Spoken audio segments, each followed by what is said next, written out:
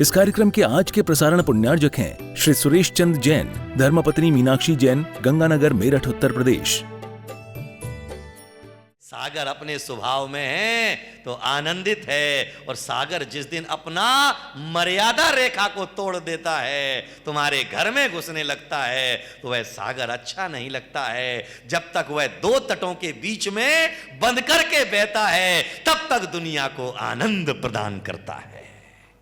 और जहां वह मर्यादा रेखा को तोड़ता है, वहीं से वह हमें बुरा लगना, बारिश ज्यादा हो तो अच्छी लगती है, बुरी लगती है, हाँ? और ठंडी कम हो तो कैसी लगती है, बोलो? क्योंकि हर व्यक्ति, हर चीज का एक संतुलन, और जिस व्यक्ति को जीवन का संतुलन आ गया, समझ लेना वह अपने स्वभाव में आ गया। तो हमें स्वभाव में या विभाव में, बोलो? क्रोध करना हमारा स्वभाव है या विभाव है? स्वभाव है। जय हो तुम्हारी। आत्मा का स्वभाव क्रोध करना नहीं है, आत्मा का स्वभाव तो क्षमाशीलता है। पानी का स्वभाव क्या है? हाँ, एक काम करना, पेट्रोल लाना और उसे फ्रीजर में रख देना, और जहां पे आग लगी हो वहां ले जाके उसे छिड़क देना। आग क्या होगी? नहीं नहीं, ठंडा है पेट्रोल, पेट्रोल ठंडा है, आग बुझ जाएगी, बोलो? नहीं बुझेगी। और 440 डिग्री पानी उबाला हुआ, कहीं पर आग लगी हो, उस पे ले जा करके छिड़क देना, क्या होगा? अरे कितना गर्म है वो, उबल रहा है, खौल रहा है, और फिर भी अगर अग्नि के ऊपर डाला गया तो क्या होगा? क्यों? क्योंकि पानी का स्वभाव शीतलता है। चाहे उसे गर्म कर दिया जाए, चाहे उसे ठंडा रखा जाए, वह दूसरे की तपन मिटाने का ही काम करेगा।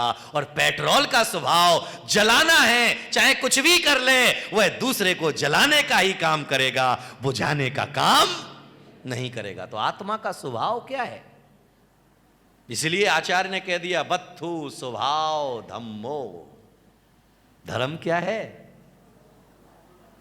बोलो? वस्तु का स्वभाव ही धर्म है। अब जब तक वस्तु का अपने स्वभाव में है, तब तक वह स्वस्थ रखती है, और जिस दिन उसका स्वभाव बिगड़ जाता है, स्वाद बिगड़ जाता है, उसी दिन वह तुम्हें बीमार करने लगती है। बोलो हाँ या ना? दही ज्यादा पुराना हो क्या करेगा?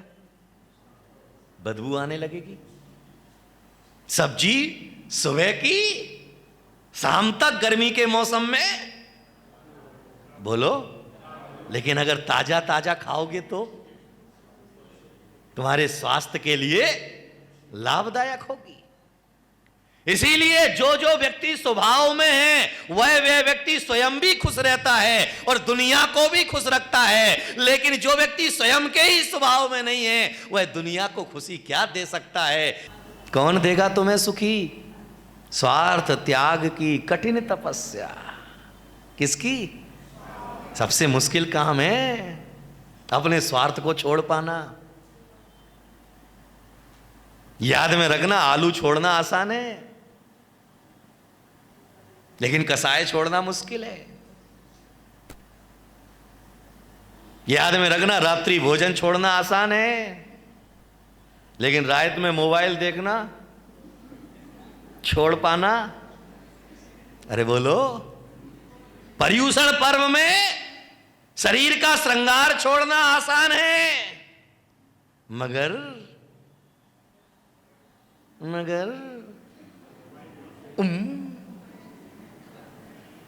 खींचते ना, क्या बोलते हैं उसको? सेल्फी। सेल्फी, सेल्फिश और सेल्फी। और सेल्फी खींचने वाले का मुंह देखो जरा, अच्छा खासा मुंह उसका बंदर का बन जाता है। अच्छा खासा सुंदर सा मुंह सेल्फी के चक्कर में। तो याद में रखिएगा कि भारत में आज सेल्फी और सेल्फिश,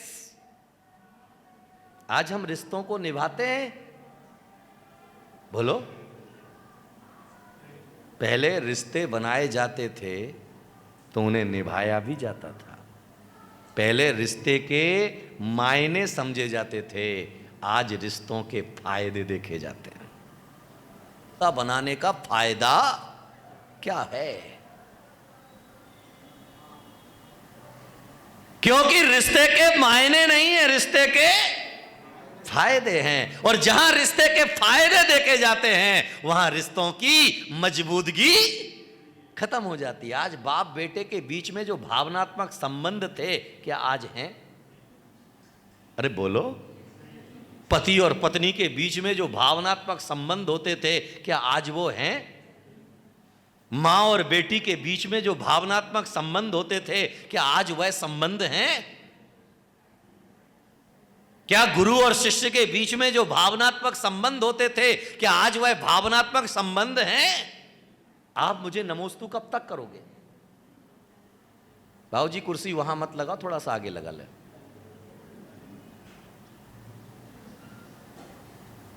आज आप मुझे नमोस्तु कब तक करोगे? बोलो, जब तक मैं तुम्हें देख करके मुस्कुरा रहा हूं, तुम्हारे आने पर हाथ उठा के आशीर्वाद दे रहा हूं, तुम्हारा हाल चाल पूछ रहा हूं, तब तक। बोलो हाँ या ना। और तुम आए, मैंने तुम्हारी तरफ देखा भी नहीं। काहे के महाराज? ये वाले महाराज हमारे काम के। बोलो, एक चेले को जानता हूं, वो यहीं बैठा है, कहो तो खड़ा करो। आलतू फालतू बातें मैं करता नहीं। राकेश जी, नहीं तुमको नहीं करूंगा, टेंशन मत लो। ऋतुराज भाई, खड़ा कर दूं? वो सोच रहे कहीं मेरा तो नंबर नहीं है। एक चेला जो है दिन में 4 बार आता था, 8 बार प्रणाम करता था। एक दिन मैं विहार करते हुए जा रहा था, मैंने मन में विचार किया कि आज इसकी तरफ देखूंगा नहीं, देखता हूं नमोस्तु करता कि नहीं। मैं उसके सामने से निकल गया, नमोस्तु नहीं किया उसने। मैं 4 कदम चल करके उसकी तरफ जो देख करके मुस्कुराया, वो भी देख रहा था, महाराज देखें, महाराज देखें। जैसे मैं 4 कदम चल के उसकी तरफ मुस्कुराया, दौड़ के आया, नमोस्तु महाराज, नमोस्तु महाराज, नमोस्तु महाराज। अब उसने बताइए नमोस्तु किसको किया? मैंने तुम्हारे अहंकार को पुष्ट किया, इसलिए नमोस्तु किया। और अगर मैंने तुम्हारे अहंकार को पुष्ट नहीं किया होता, तुम्हारे अंदर के ईगो को पुष्ट नहीं किया होता, तुम्हारे अंदर की भावनाओं को पुष्ट नहीं किया होता, तो तुमने मुझे नमोस्तु भी। मैं जयपुर प्रवास पे था आज से 10 साल पहले। उस समय जो है जी टीवी पर मेरे प्रवचन आते थे जागरण कार्यक्रम में। तो एक सज्जन मेरे दर्शन करने के लिए आए, मेरे से आकर के पूछते हैं, श्रीफल हाथ में था, मेरे से आकर के पूछते, बोले प्रतीक सागर जी कहाँ हैं? क्योंकि चूंकि उन्होंने जो देखा था टेलीविजन पर, वो डाणी में देखा था। उसी दिन सुबह सुबह मैंने केसलोच किया था, और केसलोच करने के बाद चेहरा थोड़ा सा रूपांतरित हो जाता है। उसने आकर के मुझसे पूछा, बोले महाराज प्रतीक सागर जी कहाँ हैं? तो उस समय एक मुनि महाराज और थे हमारे साथ में। मैंने इशारा कर दिया, क्योंकि मैं थोड़ा विनोदी स्वभाव का हूं, जैसा प्रश्न होता है वैसा ही रिएक्ट करता हूं। मैंने उसकी तरफ इशारा कर दिया, बाजू वाले कमरे में। तो श्रीफल लेके गया, चढ़ाया नहीं मेरे को। श्रीफल लेकर के गया, वहां जाकर के उदक चंदन तंदुल पुष्प कई चरु सुदीप सुधूप फलार्घ्य कई। बड़ी भक्ति के साथ में उसने श्रीफल चढ़ाया, बैठ गया श्रीफल चढ़ा के। महाराज अभी तक आपको टीवी पे देखा था, आज पहली बार आपको साक्षात देख करके मेरी आंखें तृप्त हो गई। तो महाराज ने कहा किसकी बात कर रहे हो? बोले प्रतीक सागर जी। बोले वो तो बाजू में। बोले वो तो बाजू में। उसने चढ़ाया श्रीफल उठा लिया। बोले श्रीफल तो मैं प्रतीक सागर के लिए लाया था, तुम्हारे लिए थोड़ी ना लाया था। विचार करिए आप, क्योंकि अकबर के दरबार में तो 9 रतन थे, लेकिन मेरी सभा में देखोगे तो रतन ही रतन है। एक व्यक्ति बोला, बोले महाराज आपके आने से समाज में 4 चांद लग गए। मैंने कहा मेरी सभा में आ, वहां डायरेक्ट तुझे चांद ही चांद दिखाई देंगे लाइन से बैठे हुए। तू एक चांद की बात करता है, वहां तो जो है। तो इसलिए जीवन के विज्ञान को समझें। वस्तु स्वभाव धम्मो। वस्तु जब तक अपने स्वभाव में है तो वह दुनिया को आनंद देने वाली है। आपका स्वभाव देखना और जानना है, पकड़ना नहीं। आत्मा का स्वभाव देखना और जानना है, पकड़ना नहीं है। और ये विभाव परिणति जितनी जल्दी हम समझ लेंगे उतनी जल्दी हम सुखी होना प्रारंभ हो जाएंगे। इसीलिए जिंदगी में स्वभाव में लौटो। मंदिर आना तुम्हारा प्रभाव नहीं होना चाहिए, स्वभाव होना चाहिए, क्योंकि मंदिर में हमें अपना प्रभाव नहीं दिखाना है। क्या दिखाना है? और होता क्या है? अज्ञानी अपना प्रभाव दिखाता है, स्वभाव छुपाता है, और ज्ञानी अपना प्रभाव छुपाता है और स्वभाव दिखाता है। आप जो नहीं हो वो यहां दिखाते हो, और जो हो वो तुम दिखाते नहीं हो।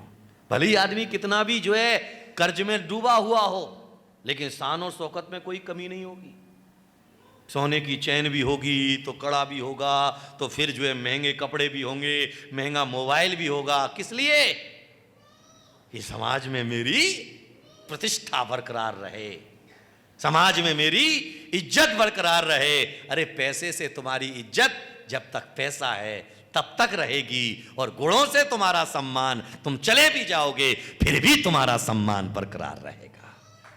बस इतना ही तो हमें समझना है, इतना ही तो हमें जीवन में आत्मसात करना है। तो इसलिए क्या समझ में आया? प्रसन्न रहने के लिए क्या चाहिए? बोलो, स्वभाव में रहो। भोजन मिल गया, पेट भरने के लिए चाहिए, खा लो। कपड़े मिल गए, तन ढकने के लिए चाहिए, पहन लो। मोबाइल चाहिए बात करने के लिए, तो ले लो 1100 रुपए वाला कीपैड वाला। बात करने के लिए तो चाहिए। नहीं, एप्पल, और एप्पल में भी ये देखो ज्ञान देने वाले तैयार बैठे हैं, और बाकी चीज अगर मैं पूछूंगा तो नहीं जवाब आएगा। याद में रखिएगा, पेट भरने के लिए रोटी चाहिए, तो मन कहता है रोटी रोज रोज खाने से काम नहीं चलेगा। आज तो मौसम ठंडा है, बारिश हो रही है, आज तो कौन बोला वो जो है, एक सेकंड में हमारे शब्द बाहर आ जाते हैं। तो इसीलिए मैं आपसे निवेदन केवल इतना ही करना चाहूंगा। आप समझदार लोग हैं, और समझदार को समझाने की जरूरत, समझदार हो ना? बोलो हाँ। समझदार होते तो इतने बैठे होते।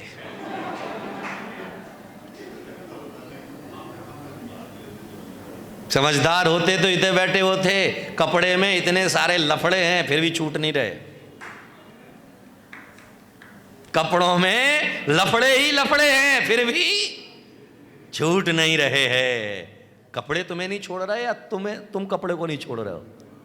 नहीं कह दो, कपड़े हमें नहीं छोड़ रहे हैं।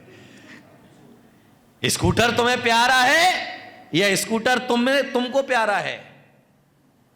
स्कूटर तुम्हें लाया है, या तुम स्कूटर को लाए हो? ये देखो, ये लाएंगे स्कूटर को। यही तो भ्रम है हमारा। स्कूटर तुम्हें बिठा के लाया है, तो तुम निमित्त हो चलाने में, लेकिन लाया कौन है तुम्हें बिठा के? हैं? वैसे ही इन माओं ने अहंकार पाल रखा है, बच्चे को मैंने पैदा किया, और ये बापों ने पाल रखा है कि बेटा मेरा है। याद में रखिएगा, ये माँ हमेशा कहती मैंने औलाद को जन्म दिया। हाँ भाई, तुमने औलाद को जन्म दिया, लेकिन औलाद ने पहले तुम्हें जन्म दिया। माँ ने बच्चे को जन्म दिया या बच्चे ने माँ को जन्म दिया? याद में रखना कि अगर बच्चा नहीं होता तो तुम मां नहीं कहला सकती थी। मां का गौरव उसके आने के बाद ही तुम्हें मिला है। जब तक वो तुम किसी की बेटी थी, किसी की बहन थी, किसी की बहू थी, किसी की देवरानी थी, किसी की जिठानी थी, मगर बोलो तो वह मां का गौरव किसने दिलाया? और तुम क्या समझ बैठे? ये बच्चे की जो कुछ पहचान है मेरे से पहचान है नहीं। आचार्य कहते हैं परस्परो पग्रहो जीवानाम, एक जीव दूसरे जीव का परोपकार करे, एक दूसरे जीव के साथ जुड़ करके उसे आगे बढ़ाने में कारण बन रहा है। तो इसीलिए याद में रखिएगा, एक जीव दूसरे जीव कर उपकार करे। बाप बेटे पर उपकार करे, बेटा बाप पर उपकार करे, गुरु शिष्य पर उपकार करे, और शिष्य तुम मेरे ऊपर उपकार कैसे करोगे?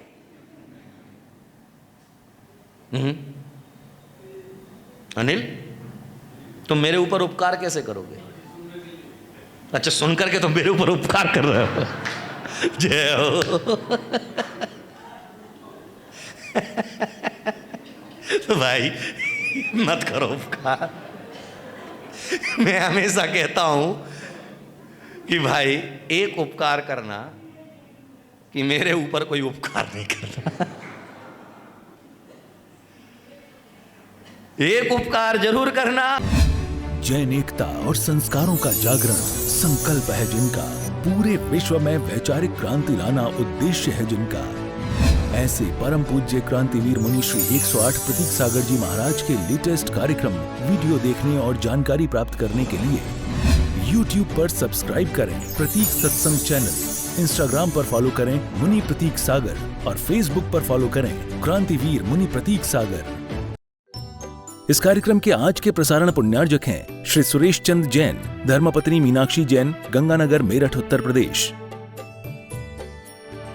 कार्यक्रम प्रस्तुति दिगंबर जैन जागरण युवा संघ रजिस्टर्ड मुंबई, केंद्रीय कार्यालय 305 रानी सती मार्ग, मलाड ईस्ट, मुंबई 97।